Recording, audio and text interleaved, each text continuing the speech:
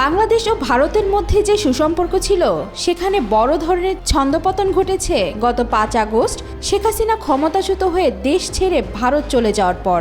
দীর্ঘদিন ধরে বাংলাদেশে অবস্থিত ভারতীয় ভিসা সেন্টারগুলো বন্ধ থাকার পর সীমিত পরিসরে কার্যক্রম শুরু হলেও ভারত জানিয়েছে চিকিৎসার জন্য ভিসা এবং কিছু জরুরি প্রয়োজন ছাড়া অন্যান্য ভিসা তারা ইস্যু করবে না।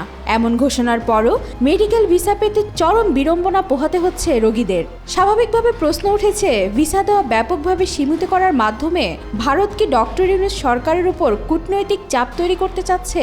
কিন্তু আদতে কি ভারতের হাতে চাপ প্রয়োগের কিছু আছে? ৫ আগস্টের মধ্য দিয়ে ভারতের হাতে থাকা সেই নাটায়ের সুতো এখন ছিঁড়ে গেছে। এবার স্বাস্থ্যসেবায়ও বাংলাদেশ থেকে বছরে ভারতের আয় করা ৫,০০০ কোটি টাকা হাতছাড়া হতে যাচ্ছে। বাংলাদেশ সরকারের চাহিদার প্রেক্ষিতে চীন সরকার কম খরচে চিকিৎসার দ্বার উন্মোচন করেছে।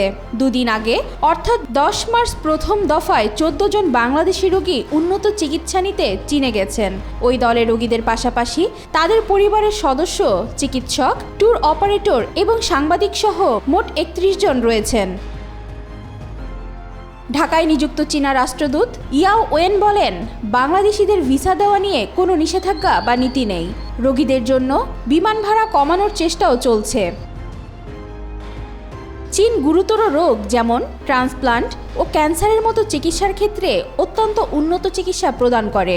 অনেক বাংলাদেশি এই সুযোগগুলোর বিষয়ে অবগত নন। প্রতিনিধি দলের সঙ্গে থাকা একজন ট্রাভেল এজেন্ট বলেন, চীনা চিকিৎসার খরচ ভারতের চেন্নাই, দিল্লি, বেঙ্গালুরু বা থাইল্যান্ডের মতো। কিছু ক্ষেত্রে চীনের চিকিৎসার খরচ আরও কম। বাংলাদেশের পররাষ্ট্র সচিব এই উদ্যোগকে বাংলাদেশ চীন সম্পর্কের একটি নতুন অধ্যায় হিসেবে বর্ণনা করেছেন। গবেষণায় দেশের বাইরে চিকিৎসা নিতে যাওয়া ৮টি কারণ চিহ্নিত করা হয়েছে।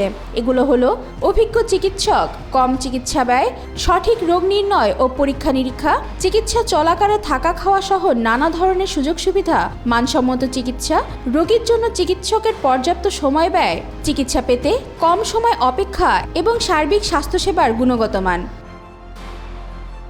ওয়াহিদা পারভিন, ঈশিতা, আজকাল।